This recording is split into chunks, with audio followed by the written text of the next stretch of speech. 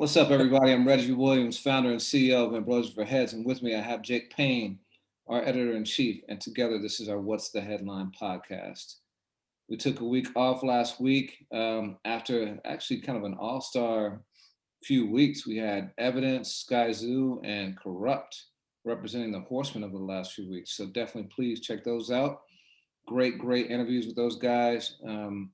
I'll say up front too, if you don't want to look at Jake and me, you can also listen to us. We're on Spotify, Apple Music, iHeart, wherever you can get podcasts. So, however you choose to consume, we thank you for it. Yo, what's up, man? Man, doing well. I believe it or not, I've missed this. And yeah, man, those 3 episodes, but we haven't talked about the here and now in hip hop in a minute. And we got a bit of it, not what we thought we get, but we got some other stuff. Yeah. Okay, so the elephant in the room or in the stadium is Kanye. We thought we were going to be dedicating this podcast, or a large part of it, to talking about his new Donda album. But Kanye pump faked us, and this is not the first time. He did it, last time was Life of Pablo, right? Ye came out on time, didn't it? Yeah, I can't even remember, but he did it with Jesus is King. I mean, this is like a 5-year thing. And Jesus is King was a little bit later in the day than we thought it would be. But yeah, we're back on some Pablo stuff with Donda. Yeah. New date I've seen circulated is August 6th, which would be 2 weeks after it's supposed to drop. Yeah. Interesting. I listened to the live stream, and what I heard, I liked, but we'll get into that later. We got more important, more timely stuff to talk about.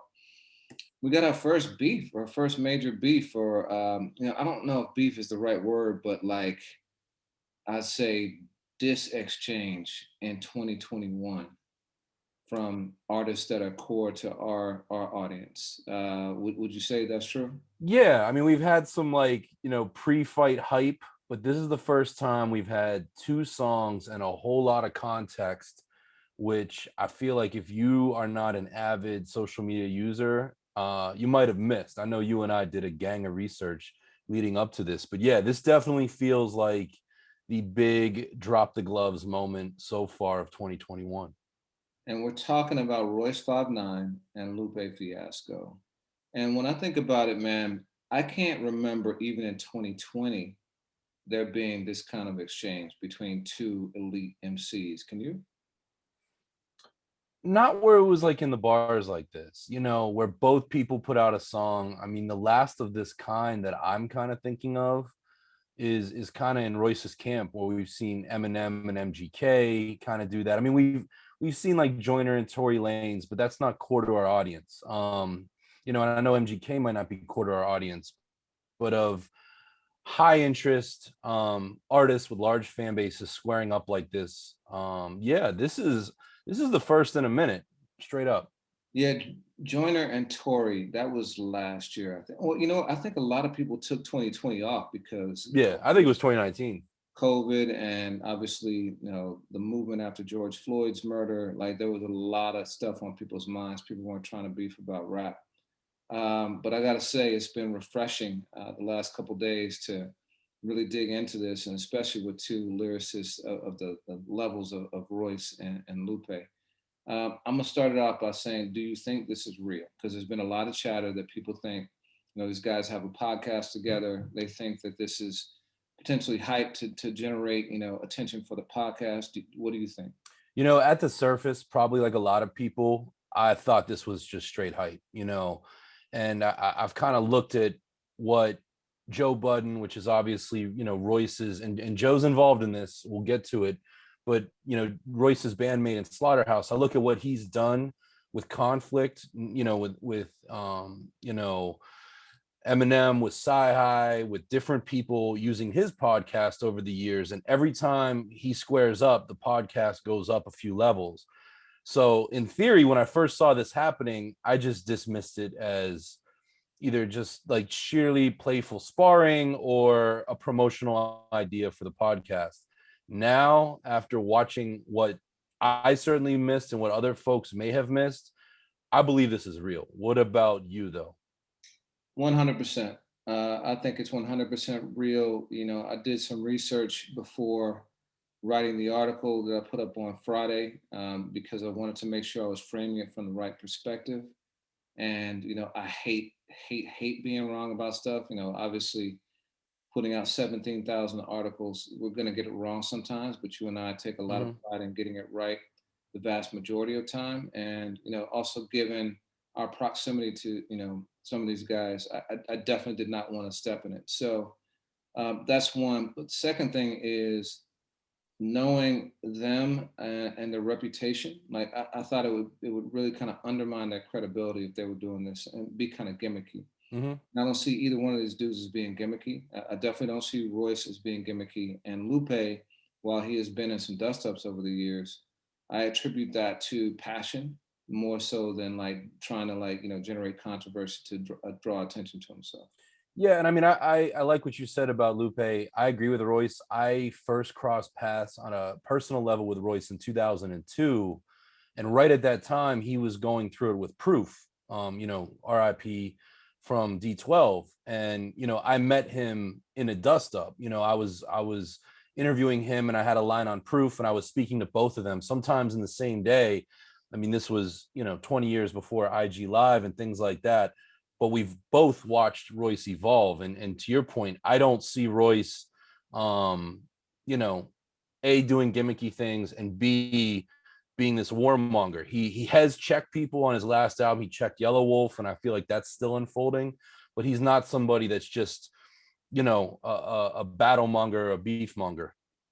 Yeah, man. And I've spent a fair amount of time with Royce over the years. Gotten to know him as a person, and I just don't see that. He's not a thirsty dude. He's not seeking attention like that. He doesn't need to. I mean, he's got an incredible body of work coming off of a Grammy-nominated album for Album of the Year, or Rap Album of the Year. His last album. He has stood. He is one of the greats. He stood with the greats. The Black Thoughts, the Eminems, and so forth. Like, what? Why would he need to do this to get some shine? He's got plenty of shine on his own. So I don't see it as fake at all. That being said, how do you think this happened, man? Like these guys were clearly comrades. Working together on the podcast. What do you think went wrong? Yeah, I mean, it's crazy. I didn't realize that they had 45 episodes together of the podcast. And you and I talked, you just mentioned it right there, 2020, what happened out of it. And I was just listening to the most recent, probably the last episode of it, and a fan asked about their origin story, and Royce started to answer, and then he decided not to answer in the literal sense. But these guys came together, and I thought it was so interesting because they both have devoted fan bases. But to answer your question, I think if I had to just diagnose this from what I've seen and what I believe, I think it's a classic case of, like Erica Badu said, we're artists and we're sensitive about our shit. And for me, I don't think I think a lot of it is jockeying for the upper hand. Who is the big brother of these two artists? And it's interesting because they have different inflection points in their career, but these guys really started around the same time. At one point in their exchanges over the last few weeks, Lupe asked Royce when he was first signed, and he said, I think 2000. And Lupe said his first deal was 99. And by the mid 2000s, Royce is already a few projects in. He's made a name for himself, and I think a lot of the world got to hear Lupe for the first time with Late Registration and Kanye, and then boom, right into his own album. So but their careers are parallel in so many ways. So with that said, and who is the OG of the two? Not that there ever needed to be an answer, but I see these guys interacting with one another, and it seems to matter. Yeah. Did you ever do slap boxing when you were growing up, or see a game of slap boxing? I've seen a game, but yeah, no. All right. So slap boxing, I'm sure most people know, but it's when, it's exactly what it sounds like. Two friends typically decide to box, but you're not trying to hurt each other. You're just slapping each other, and it's all in good fun. But dude, slap boxing almost inevitably turns into a fight. Like touch football, Yeah, like somebody, yeah, because that one person, there's that one, and it might be unintentional, but there's one slap that like stings, or like, you smack somebody in the back of the head, or more likely the crowd starts oohing and ahhing. And all of a sudden, like, testosterone gets going, egos, start to build, and you got to fight. And for me, based on everything I've seen, this is a game of slap boxing gone wrong. Mm-hmm. So, That's really well put. let's break down the timeline as far as we know, right? This is Mm-hmm. all outside looking in. I'm gonna go back actually to 2017, I believe, when Royce put out his Bar Exam 4 mixtape. Okay. So on that mixtape, he rapped over a song that Lupe had called Mural. And for a lot of Lupe fans, that is like the gold standard of lyricism, certainly for Lupe, right? Yeah. So, and he had a few things, he said, Royce on the 25th of June said, I try to put the fear of God in you on here, Lupe Fiasco. You, Los, Soul, and Sahai was on my list of people to terminate. Y'all were too good and y'all talked too goddamn much. And Soul being Absol. Yeah. So now that was on Instagram on the 25th. And later in the day, they took that comment and continued the conversation on IG. And it turned to a conversation about who's the greatest rapper out right now. And it got kind of spicy because Lupe, was talking about an artist named Osiris Aspen, who is an artist who has made an MC who has made a name for himself on End of the Week, which is a competition that happens where MCs demonstrate their skills. They go through a lot of different challenges, from a cappella freestyles to a written verse to off the head freestyles, with topics in a bag, being blindfolded. They do a cipher. It's like a combine for MCs, right? Right. It's like a combine. That's a great way of putting it. It's like a combine for MCs. And because Osiris Aspen was our anthem, Osiris Anthem is the person who won this. Lupe is saying that he's the best in the world because this competition ends the weak. It separates the weak from the strong. And Osiris Anthem is the person who rose to the top of this. So he thinks that Lupe was in attendance when he did his demonstration. And so, Royce disagreed with that. He said, yo, cool, like, you got MCs like rapping while they're doing pull-ups and push-ups and stuff, but that's not what it is. It's really about like, checking boxes. And we're gonna get to that in a minute. Yeah. And so that conversation, while it started off as playful, is where I think the slap boxing occurred, because it started to get a little bit testy. Yeah, Lupe makes some points about, Royce opened this studio called Heaven a few years ago, and he's even named his record company that. And Lupe keeps saying, you stay in heaven, like you stay in the studio. And it kind of reminded me of, Eazy-E saying to Dre, you studio gangsters. Now that was about street stuff, but in a way, like Lupe is starting to nudge Royce that you're a studio MC. Like you're good when you're in there in your own room with the notepad and your own engineers and whatever. But what about the modern equivalent of the street corner MC that's being tested off the top of his or her head? Yeah. So did you notice the tightness that was starting, or I saw it starting to build in the clip that I saw. Yeah, and I noticed it too, because both guys kept coming back to their thesis, because it's over an hour, the conversation, Yeah. and they keep coming back to it, and they're just not getting any closer to agreeing.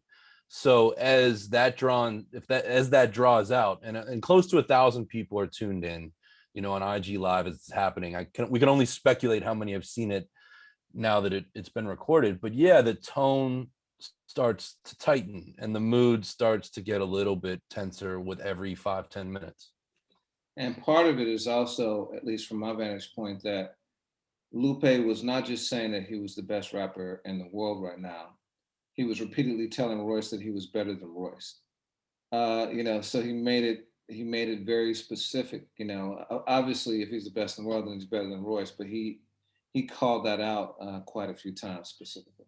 Yeah, and that's interesting to me, because I feel like in the Verzuz and post Verzuz era, rappers are doing that a lot. I mean, the Griselda movement is built on "We are the best," and I feel like one of the last the last time I saw Royce was for an interview for AFH, and I had this conversation with him, and it ultimately made our headline of there are multiple goats. And Royce said, I'm absolutely a goat, but here are some other goats.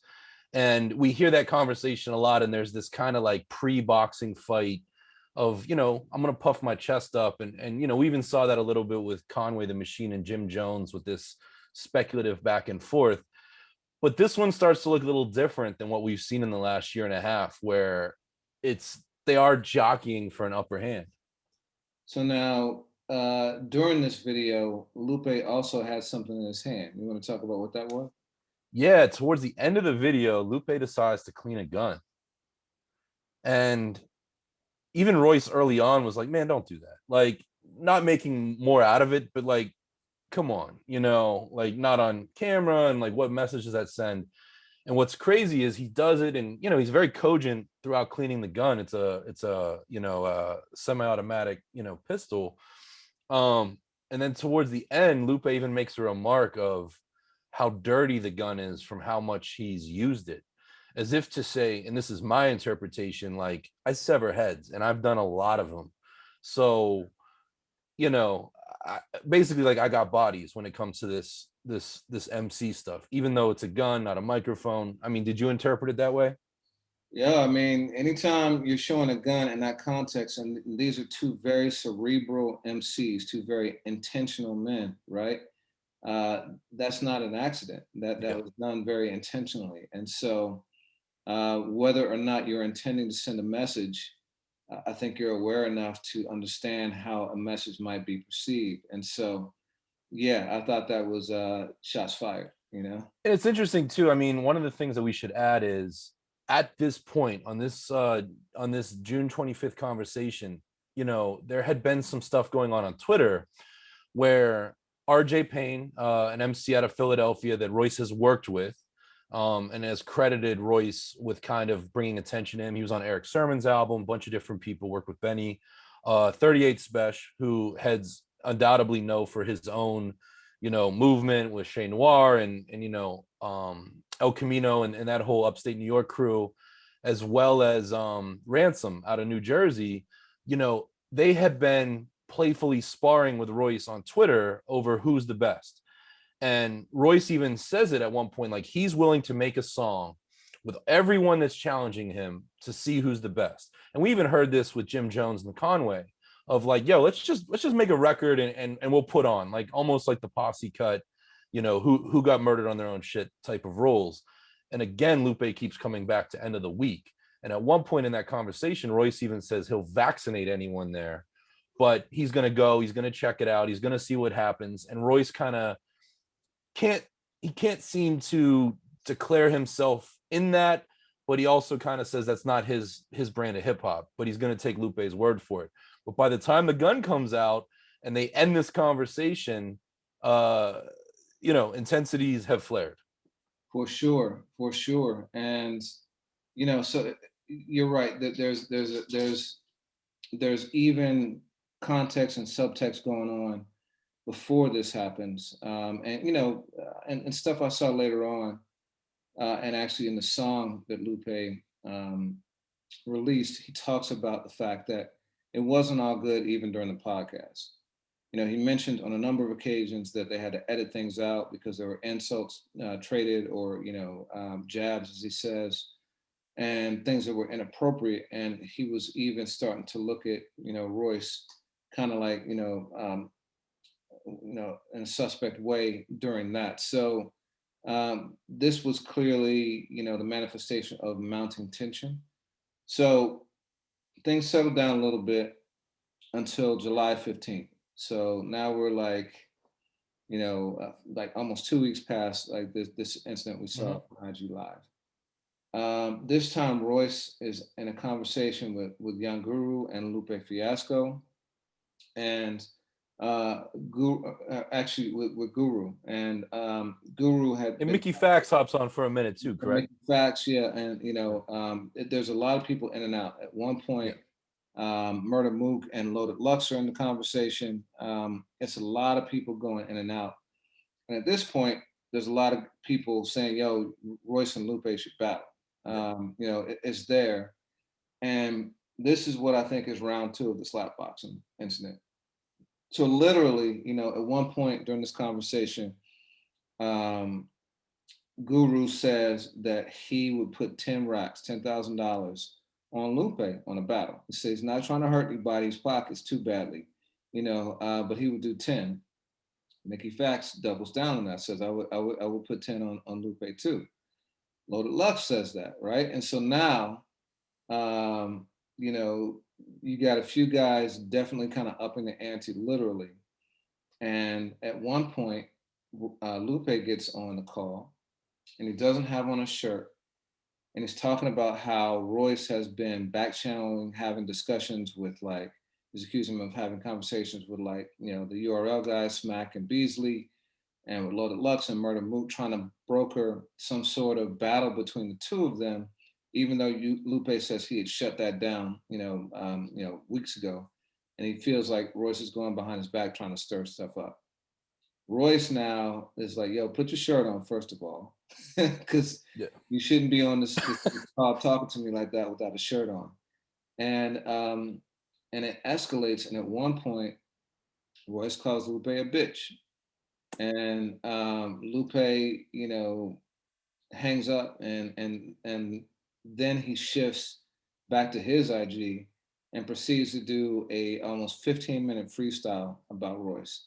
What was your take on that? Yeah, I mean, the the the the bitch comment was the shot heard around the IG live, and I wasn't on it in real time, but to watch that is crazy. And even Young Guru seems stunned by it, of like, yo, this was supposed to be kind of like the acceptance of an offer to compete. Like, the headline of this should be Royce and Lupe are going to square off, whether it's going to be the URL or it's going to be end of the week or it's going to be whatever it's going to be. Let this come to a head. And instead, even before name calling happened, both of their voices were up, close to a yelling. And they were interrupting each other, couldn't get a word in, and then boom, and then Lupe goes and does that. And yeah, I mean, when you watch that, I don't think it's staged any way, shape, or form. I think Royce was genuinely upset. I think Lupe was genuinely upset, and I think both acted accordingly to those feelings. Yeah, now it was a heated exchange for sure. You want to talk about Lupe's freestyle? Yeah, I mean, it was certainly a true freestyle, a cappella. He he kind of begins kicking some gangster bars again, like mentioning violence, whether it's symbolic of the competitive spirit of rap. He talks about moms at one point because when we talk later, there's mention of family members in some of the lyrics that happen. But I noticed that he questions the classics in Royce's catalog, provided we're under the assumption that he's talking to Royce, which I certainly have no doubt. He also said something that I thought was really interesting, is that they haven't met. I mean, Chicago and Detroit, presuming that Lupe lives in still in Chicago, I don't know, he might be in LA or New York or wherever, but these guys had never met in person, and at least by this account. And I thought that was really interesting. And again, when you look in his 45 episodes of a podcast, these are two rap veterans that exist in overlapping circles.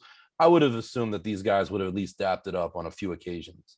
But I think Lupe brings that up as if to say, the foundation of this relationship is probably not what you out there think it is. So those were my main takeaways. Yeah, that was real. That was really surprising to me too, that they had not met. And I got to say, after working virtually, for over a year now, there's something that Zoom lacks in terms of bond building, in terms of preserving humanity towards one another. I think that it is just a step above text and email in terms of conveying tone. You get so much from people just from their body language. You can get more of a sense of whether someone is joking versus serious. And I think that it can lead to a lot of misunderstanding. Well, I mean, one thing I'll say too, and I always draw parallels, and even as you know, the Joe Budden podcast has had its shifts. I've looked, and you and I, you know, our this podcast is a year and a half old, roughly, but you know, we've worked together for going on 8 years, and we've had some tense moments. I mean, just over creative disagreements, or you know, we've both dealt with burnout or other things going on in our lives that have contributed to the work that we do together.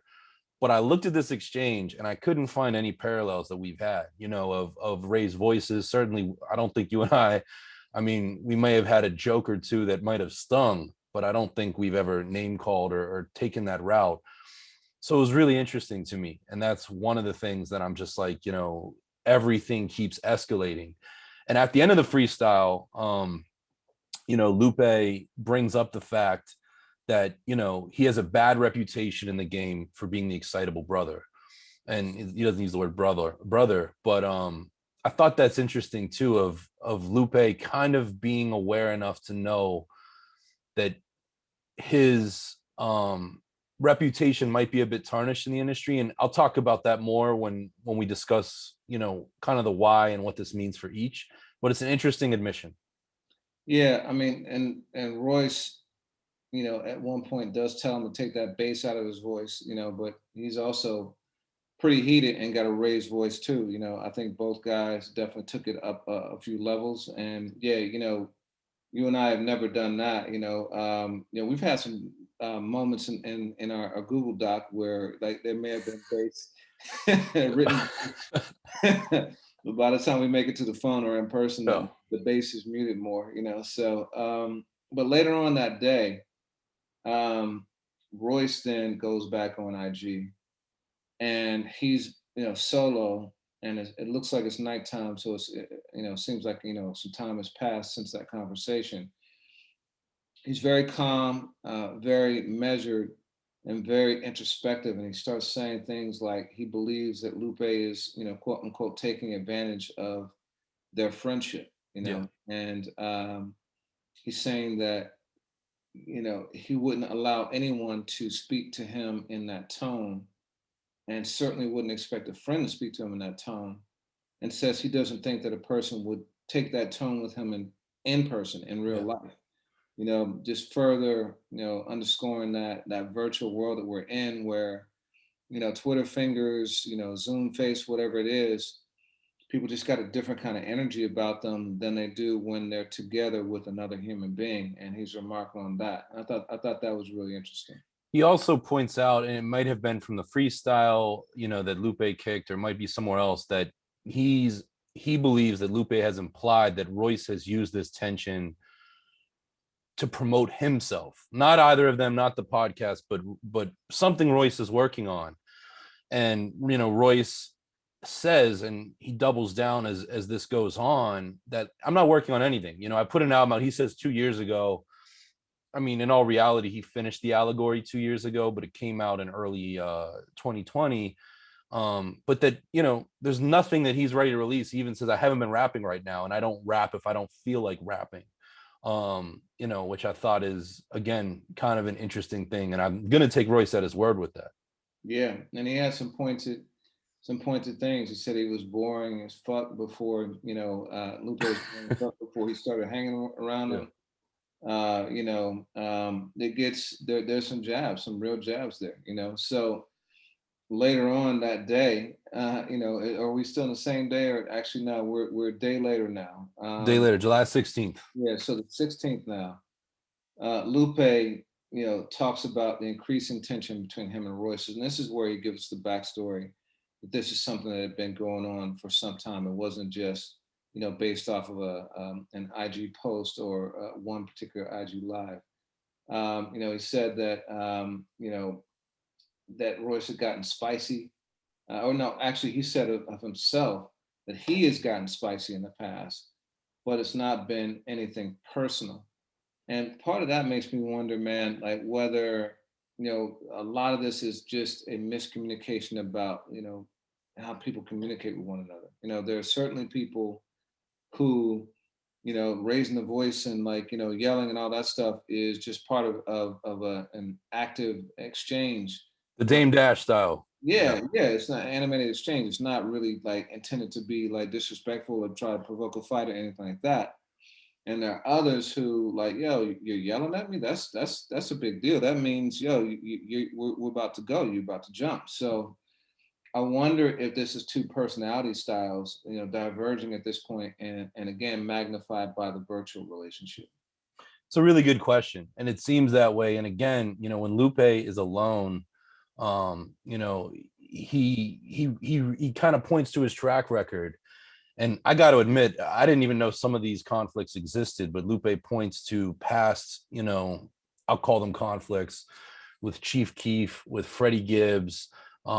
He mentions Q-Tip, which I didn't know about. He says all of those were resolved once they got on the phone, once they saw each other in person, or once, their affiliates, got them together enough to squash it. He does say, just as a point of note, the only problem he's ever had with somebody that remains unsolved is with Kid Cudi.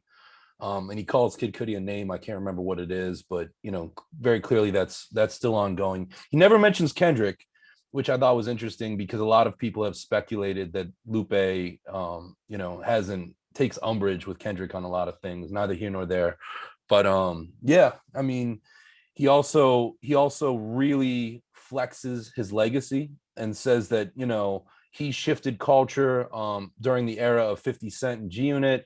He had gangsters pulling out skateboards and backpacks and brought that in. He even then talks about his conflict with I think it was Terry Kennedy, a famous skateboarder, and how they resolved that. And Lupe does this, I think, as a reminder of his ability to stand up for himself and show that he's really about it. And he also comes back to an issue of I'm the only one that's rapping right now, which is a little bit different when he accused Royce of using this as a promotional platform, but he said he put out a song the day before. And he also just shouts out some of his favorite battle rappers and continues to stress that he likes that aspect of the culture when people are competing like that. Yeah, and again, he contends that he has definitely, gotten spicy in conversations, but never has he called him a bitch or anything like that. So that for him was where the line was drawn, and like this became like something that was inappropriate. So okay, so now we got less than a week later, on July 21st, Royce releases "Silence of the Lambda," and less than 24 hours later, Lupe releases Steve Jobs SLR Super Lupe Rap 3.5. All right, so the records are out now. I would frame it like this. For Royce, he went into it approaching it like an exhibition match. And Lupe approached it like a real fight. You agree with that? Yeah, and I think your slapboxing analogy works here. I think Royce came in and did some shadow boxing, and got real close to his opponent's face, and then I think Lupe came in and just and I don't mean in terms of the impact of the songs, I mean in terms of their escalation. Yeah, so let's talk about the record. So for me, Royce's, Silence of the Lambda, which, according to Genius, is a reference to Revenge of the Nerds. The fraternity was Lambda, Lambda, Lamb. Lambda, and Yeah. he's silencing Lupe, who he is calling a nerd. And Lupe, I think, kind of confirms that with one of his lines. So in Royce's, first of all, it was a great record. I thought the beat was dope. His cadence over it was dope. I thought it was just a well put together record. And then in terms of his approach, he had some jabs at Lupe, a few, but nothing like too crazy. A couple name checks, and he name checked Mickey Factz a couple times. But to me was more of a display of this is what I can do. He it was super lyrical. He had references to so many different things throughout the course of the year that to me it could almost double like a 2021 wrap up. Yeah. He Had metaphors. Like he went in a lot of different places to do what he is calling check boxes. He wanted to show, what his ability was as an MC all around. And while he's not trying to do end of the week, he's showing that I'm a versatile MC and this is how I flex my muscle. But what did you think of the record? Yeah, I don't think I liked it as much as you did. I think that technically it's there. Um, I'm just not used to, and I don't know that this fits the criteria of a diss record for the reasons you just stated. But I'm of the ilk of I like No Vaseline and Calling Out Names by Corrupt, and those, and Back to Back by Drake, like those records that have a lot of momentum. And to me, I like the word exhibition that you use, because this shows what Royce can do. Um, in a lot of ways, I feel that the song was beneath him, not subpar in quality, but I almost feel that this song, it didn't excite me. But I do agree with you that it's a state of the union. It's not just that Lupe, it's it's Royce's, as far as I know, apart from feature verses, is his first new song, since at least in a year, and he's just addressing all the issues. I like the wrap up analogy a lot. I would never use the word scathing or anything like that about this. It's just it's one of those that's out there for fans to decipher and figure out. But I do say this: I think Royce is top three of the last 3 years in album making. The only other artist that I think is on that level is Benny, and if we include both albums, Evidence. And I just don't think that this particular moment lives up to anything that we found on a Royce album. But that, I might be splitting hairs with that, and that might be irrelevant. I want to know why you think it was beneath him though. Not beneath him. I just feel like I feel like he didn't owe a song at this point. Because I don't know that he felt that provoked, because he wasn't provoked enough to make a diss record. But maybe this is the way he's taken all of these things that are going on and just putting it to words of like, hey, y'all want me to make a song? I'm gonna make a song. When I say beneath him, I just don't. I think that the body of work that Royce has done in recent years is absolute top tier.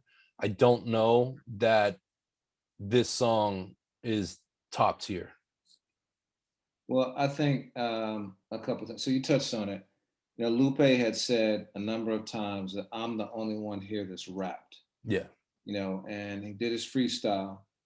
And so, at that point, Royce is like, okay, cool, I'm a rap, and this is what my rap is. So, at that point, I think, especially after the freestyle, had he not rapped, it would have been perceived a certain way.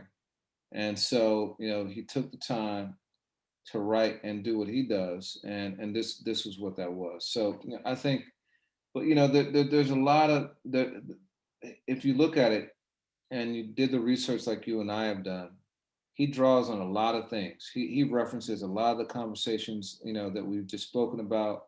He talks about the podcast. He goes at Lupe's personality. He goes at, his career. He goes at like his perceived ego with the comparisons of Nas and Hove. He does check a lot of different boxes here. So while it's not, a guns blasting kind of thing, he talks about guns too, right? And like he talks about the difference between like someone being on a sofa versus really being about in the streets. Like, so while it's not a hit 'em up or or no Vaseline or something like that, I think it's a back to back where he's playing chess and checking off a lot of boxes in different ways. Mm-hmm. In different ways. Now um, Lupe came out blasting, I thought. And he was, so while Royce was an exhibition, look at what I can do as an MC, and I'm gonna tap you a few times while I do it. Lupe was like, nah, this is a beef, and you know, I wouldn't say it went. Well, would you say it went, Drake versus Pusha T in that level of difference? That's kind of an interesting comparison. I don't think that that's unreasonable. I mean, just in the where it started to where it escalated to, yeah, that might be fair. Maybe not as messy. I don't know, but keep Well, going. well, so Lupe attacked Royce's entire career. He said that Royce was nothing without, being propped up next to legends like DJ Premier and Eminem. He talked about, I can't, he talked about Royce just not being, an elite MC, and like he talked about the fact that on the podcast he was out of pocket. That he was out of pocket by calling him names. Like he really went directly at him. Yeah, he even said that the podcast existed because Royce called Lupe, like, as if to say, like, you asked me to be part of this thing. Yeah. So, did you think that that kind of response was warranted based off Royce's record, or do you think that that was a demonstration of Lupe getting emotional? I think Lupe raised the stakes in a big way. I don't know if I can credit to emotional. I think that a lot of what he said on the song, he calls Royce's catalog immemorable, and he calls his he says that he's never had a verse. I'm trying to think of the word. That a verse of quality, an unforgettable verse. And I don't think that's fair at all. I mean, I think Lupe came out guns blazing.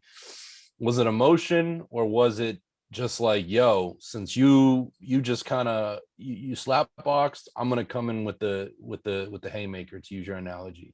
But Yeah. in any way, I don't think it's a measured response to Silence of the Lambda. Yeah, he said he's never had any impact. He even went at like Book of Ryan and Layers and said that Royce got extremely all too personal on his albums, and that that was a gimmick that he used basically because he was not being propped up by the likes of Premier and Slaughterhouse and and M. Yeah. So I mean, he really kind of went at his career and his credibility as an MC. I don't remember anything personal like about his family or anything like that. But from a career perspective, Yeah. like he definitely went in on him. And so later on Yeah. that day, Royce released a tweet. This is July 22nd as well, saying, he said, "I won't attack Lou personally. I'm a real one with control of my emotions, though desperate times call for desperate measures. Desperate measures." Um, and which to me leaves the door open for him to go back at him a little bit. A lot of people took that as saying he wouldn't attack him, but he just said he wouldn't attack him personally. He said, "You got to talk reckless when you know you can't check all them boxes. Try to tell him I'm different." So now checking boxes, that is something that became a theme for an hour plus long conversation between Yeah. Royce, Mickey Factz, Three, and eventually Joe Budden jumped in too. If you play a drinking game, every time somebody says checking boxes, you are going to end up in the hospital. Yeah, for real. Even with beer, you're just going to get there. Yeah. Yeah. So now, and it was also interesting too because every time somebody pressed him to be specific about what he meant about checking boxes, he didn't answer the question, which made me think that he was trolling a little bit. I mean, he clearly has an idea of what it is, but I think he was trying to get people to show their hand in terms of what they thought checking boxes was, so that he could be prepared. Should he need to? But what did you think about it? I think just that. I think Royce has a style of asking a lot of questions and getting other people talking to try to get them to trip up. And we'll talk about that in a second. My interpretation of what he means is a total package MC. So somebody who can make highly technical, rhymes and bars, lyrics, but also hit the heart, but also know how to make a chorus, do all of these things. And one of the things that I've seen, whether Lupe or Mickey or other people that they've spoken about that haven't been present, Royce is saying, I do that, and the goats. And at one point, he mentions Black Thought, he mentions he mentions, Crooked. yeah, Crooked Eye. They're all capable of this. but not everybody's capable of it. And he certainly, seems to imply that Lupe Fiasco and Mickey Factz are two examples that cannot check all the boxes. Yeah, and that's what Royce is saying, and I look at it as it's kind of a retort to that studio musician thing of like, yeah, you can't do end of the week where you draw an object out of a hat and you got to do this, or rap doing a pull-up, to use Royce's point. But are you checking all the boxes of what makes a great songwriter, what makes a great MC, and an MC songwriter? How about that? Yeah, I mean, I get the sense that he thinks of the EOW stuff as novelty, Yeah. whereas like a true MC can write in a way that is artistic, pleasing to the ear, but also substantive. Mm-hmm. And one of the things he also talks about, and Mickey Factz we haven't talked about a lot.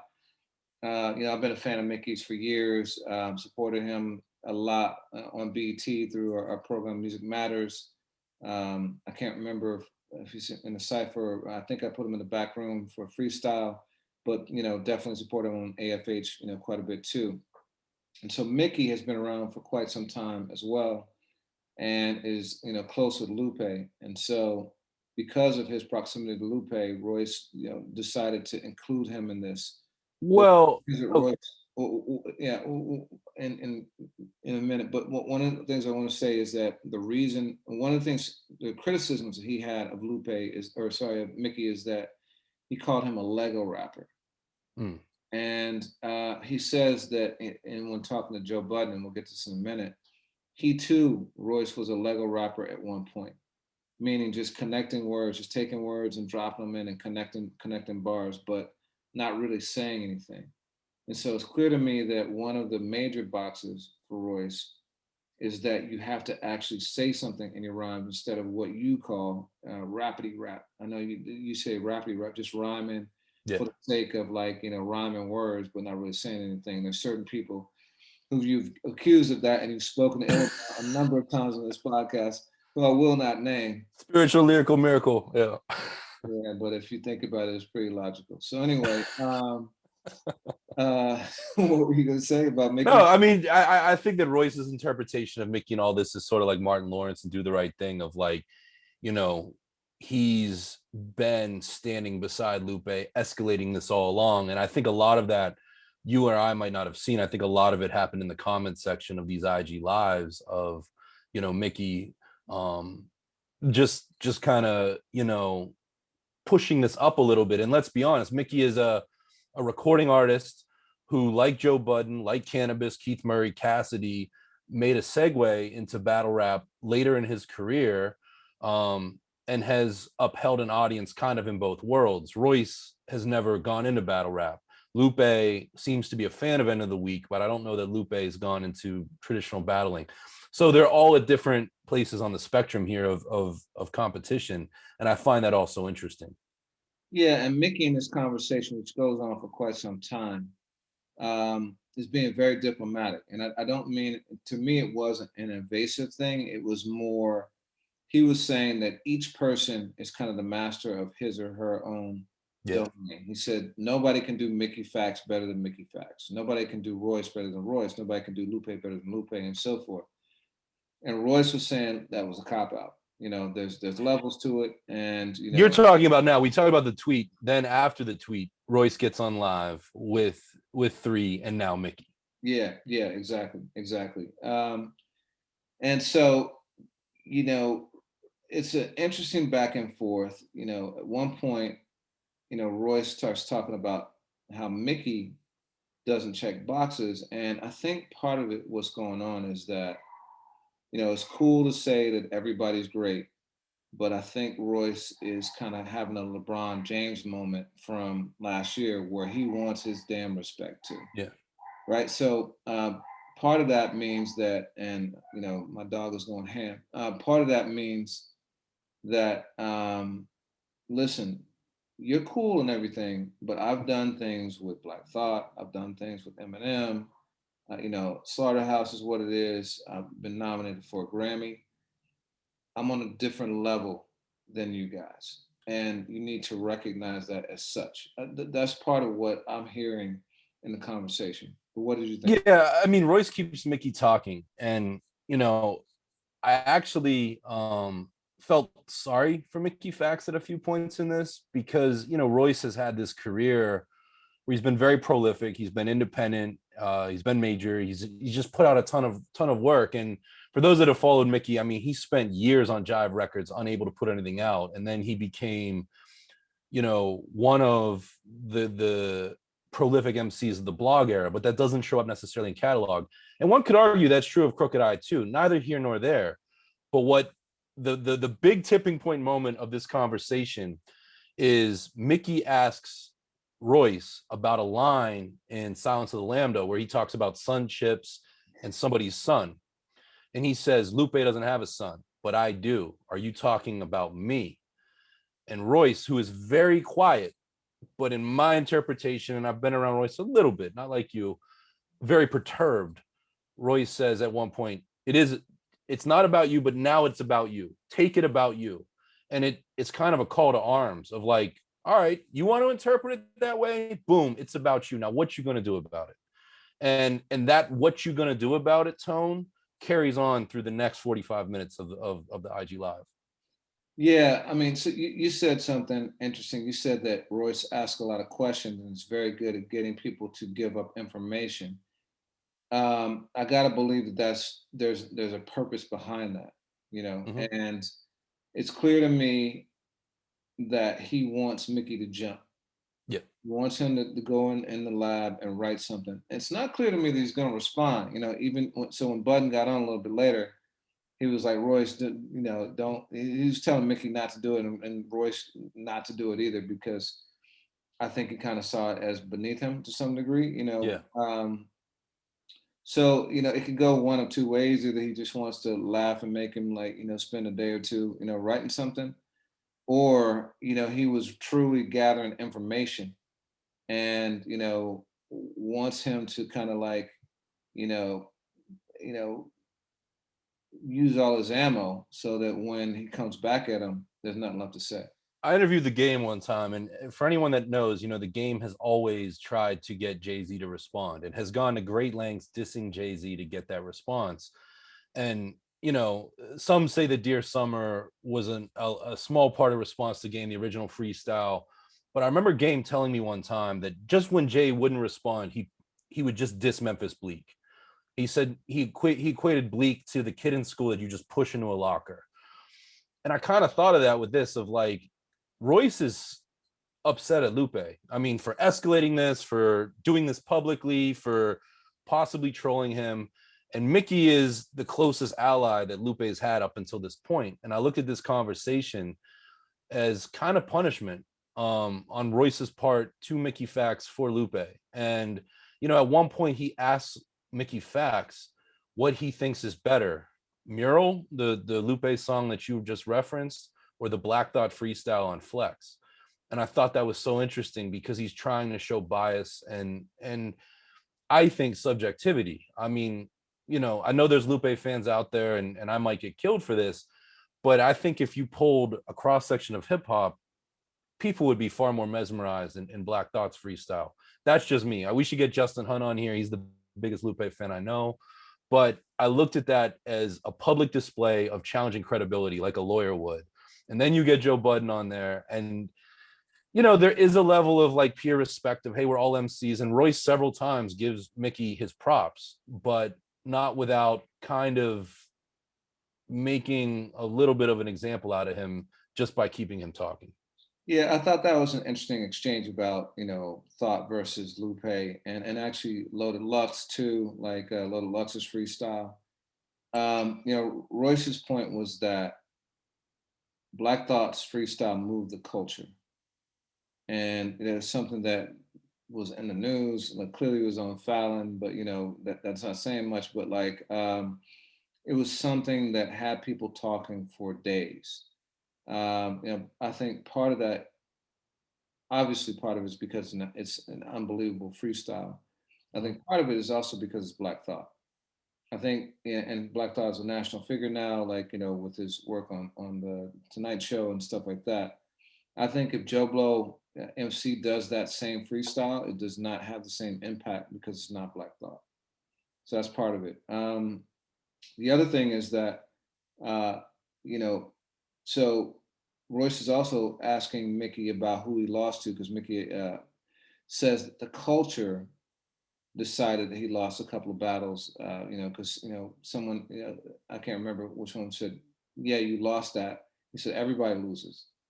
So you lost? He said, everybody loses. I'm part of everybody. And then he gets him to say, who he lost to or who the culture, and he says, the culture says I lost to X and Y. And Budden's like, yo, don't let him do that to you. Don't have him, telling you who you lost to. So yeah, there's definitely some gamesmanship going on, but that point was an interesting one. No, one thing that Roy said too is that the only other thing he can think of that had the same kind of cultural shift or significance, a verse like that, in the last X amount of years, is Kendrick's Control freestyle. Mm-hmm. I thought that was very interesting that he gave, but when he said it, I was like, oh shit, that's kind of true because we know that freestyle was talked about for 2 weeks. And, there are a lot of people who didn't know Kendrick Lamar's name before that. But all of a sudden, everyone knew Kendrick's name and knew he was a monster. And this is a perfect setup for his album. And I do remember how that changed everything for him. So, and then the last thing, so my argument is that Black Thought's freestyle had additional impact because it's Black Thought. But Royce kind of addressed that by saying that, listen, I can have my daughter listen to the Black Thought freestyle and she could listen to Mural and she probably tune out within a couple minutes of Mural because, Lupe is using the same kind of rhyme cadence. And, after a while it's like, okay, what's next? But he said, if she heard the Black Thought freestyle, she would know that there was something special happening. Mm-hmm. So he was saying, listen, it's not just about his popularity and his recognizability. It's also because he did something that very few people can do. But what do you think about that? Yeah, I mean, I think that's very well said. And it's easy sometimes to forget. But I mean, from 2005 to 2010, Lupe, was a star / superstar, and he has a cult following. Like Lupe is the reason why kids went outside the Atlantic Records building and caused mayhem to get real change with his contract. Lupe fans, and I'm sure you and I both know a lot of them. I've supported Lupe and interviewed him a bunch over the years, and I have great respect for Lupe, but he has tremendous impact.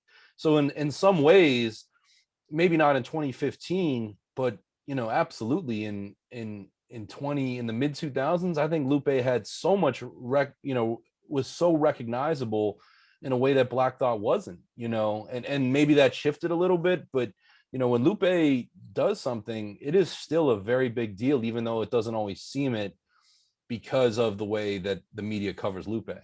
But yeah, and Lupe talked about that himself. He said, listen, basically when all these guys were talking about one thing, I came in and changed the whole game when talking about skateboards. Kick Push was a monster record. Obviously, Food and Liquor was a masterful album. A lot of people consider it to be a classic.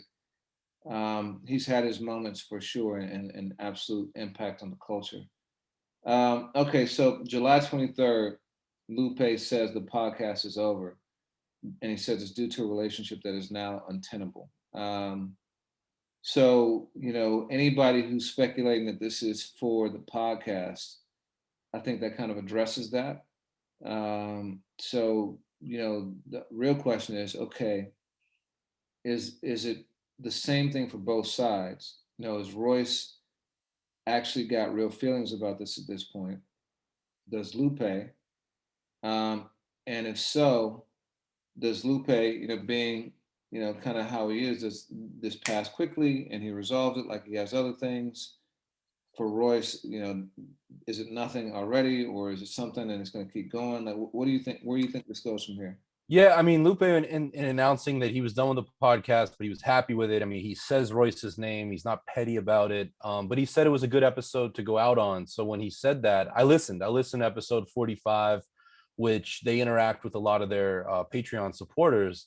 And, Lupe and their other host, Tom, do, I would say, 75% of the talking. I'm curious when it was taped, but Royce sounds a bit, checked out. I mean, he's making jokes, he's present, but it had to have been taped somewhere in this timeline that you've just laid out. But I'm curious what happens next. I don't know that the podcast itself means much to each of them without each other. So I don't know that that'll factor in, but I'm more inclined to say, like, what will we see now? Like, what will we see in the way of a Royce response? What will we see Lupe do? Full disclosure, right before you and I started taping this, we both just kind of checked the space because this is a real-time story. Yeah, yeah. I think Mickey's got something in the chamber. I think he's gonna come with something. And I'm curious to see how or if Royce responds to that. I do think that Royce might come back at Lupe, but I'm not sure.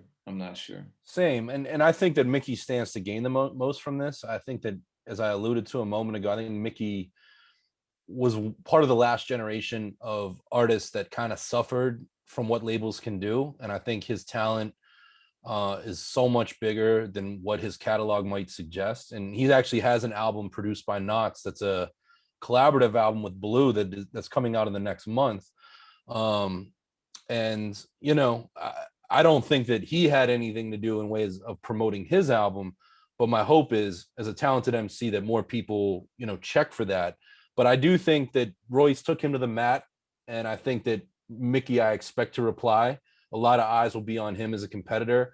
And you're absolutely right. If we see Royce respond to, first of all, Lupe, and second of all, potentially Mickey Factz, I'll be very curious. But yeah, either way, I would love more of those, like, calling out names, no Vaseline, back-to-back type songs. But that's just personal taste. Yeah, so one thing that I believe both of them talked about in their verses was Biz Markie.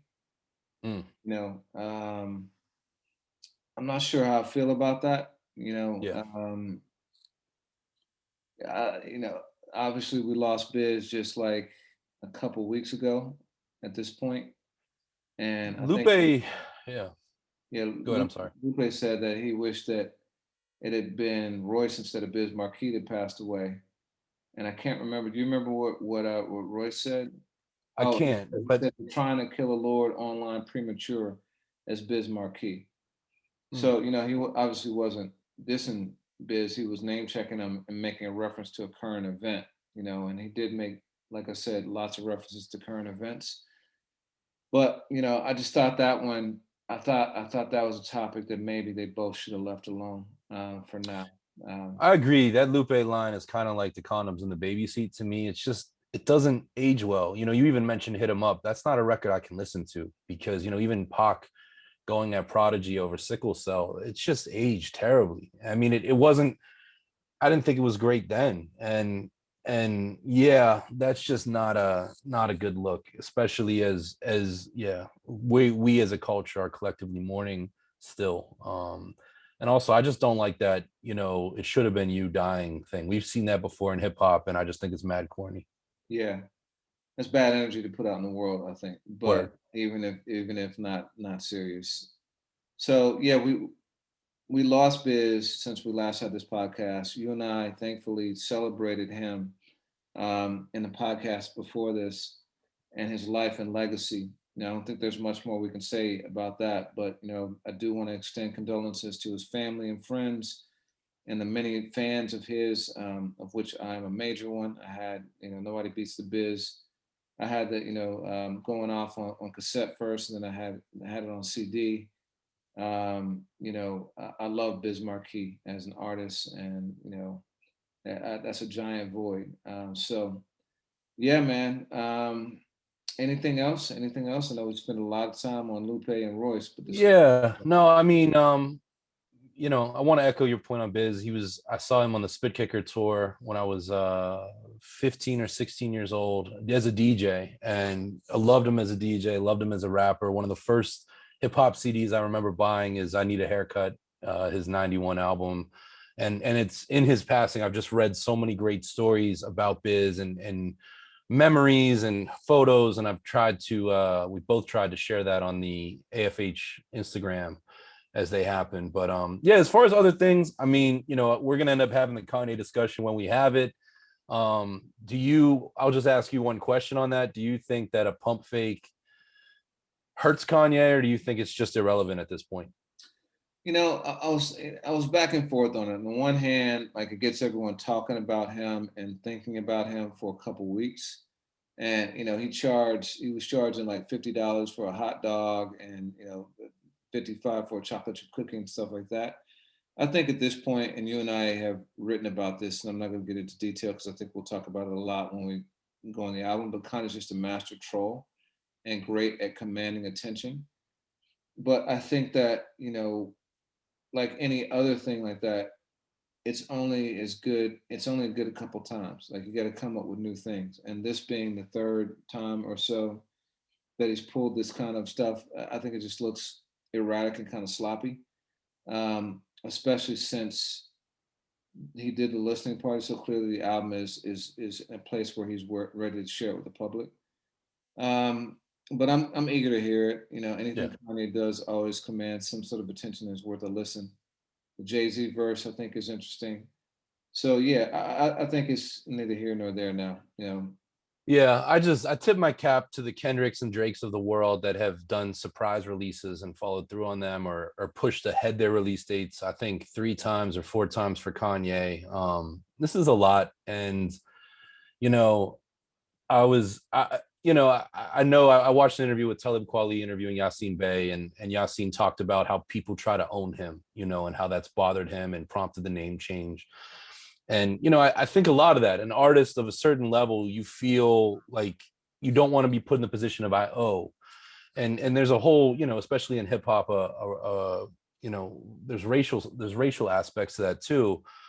But I looked at Kanye and I'm like, yo, man, like you make music, but the only people who have gotten to hear it are people that are willing to pay through the nose to go to Mercedes-Benz Stadium in Atlanta, or go to this listening party or that listening party, like for hype beasts. And that's not the people that have brought you here. You know, the people, you know, I remember having the Louis Vuitton Don mixtape, you know, like you've been a fan for a long time. Like we collectively got behind this guy, and he doesn't owe us anything. But if I'm Kanye, I'd be a little bit mindful of who you're inviting to the party now, not literally, but figuratively. And maybe I'm off base with that, but it just it's disappointing even for me, as my relationship in the media is different in 2021 than it's been any year in the last 20, and I'm still planning for an album coming out that doesn't happen. yeah, no, but it's Kanye. It is what it is. You know, I think so. The last thing I want to talk about is another thing we're going to be talking about soon. Next week is Locks versus Dipset. That is a big one. You know, we talk about they're so good at matching up eras. You Yeah. know, and if you talk about early O's, you know, late '90s, early O's, those two groups I think fit very very nicely with one another. I think that's going to be a real fun one to watch. It's live in Madison Square Garden too, right? Yeah, in the Hulu room. Yeah. Yeah, that's a big deal. That's a big Yeah. deal. I'm gonna try and see if I can actually get to that one. But yeah. Word. Yeah. So, but yeah, man, that's it. Lots of cool things. You know, Yeah. like hip hop is becoming hip hop again, and we're getting back to hip hop moments. It is, man. Well, we'll talk. You know, any new music, we'll kind of do a hardcore wrap up to come. But we can't end this without me asking you what your song of the week is, man. Yeah, song of the week. Wow. You know what? I'm gonna give a shout out to my guy Paige Kennedy. Hmm. Paige Kennedy released a Seeing Green freestyle. He freestyled over Nicki Minaj, Drake, and Lil Wayne's collabo. I And love that beat. Yeah. yeah, the beat is crazy. He went in for almost like 4 minutes. A lot of people saying he got all three of them on the record. You know, Paige is and artist who, you know, was an actor, was on Weeds, has been on in a lot of films, but is also a really, really great MC. We had him on our South by Southwest showcase. Spent a lot of time with him and Elzai during that Crooked Eye. time. Yeah. Another Detroit spitter. So yeah, just sending him out a shout out. Dope. I'm gonna go with a new drop as well. Shout out to Rashid Chappelle. And he put out 15 Minutes in Queens. It's a real easy listen. It's produced by Recognize Real, who heads may know.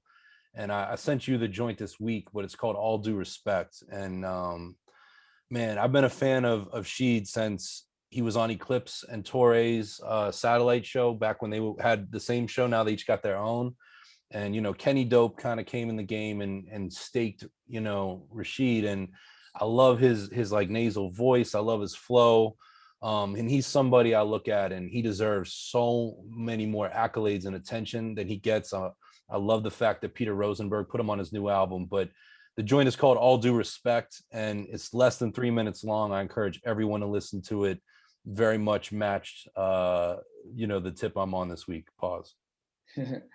Word, always a pleasure, man. Likewise, man. Until next time. All right, later.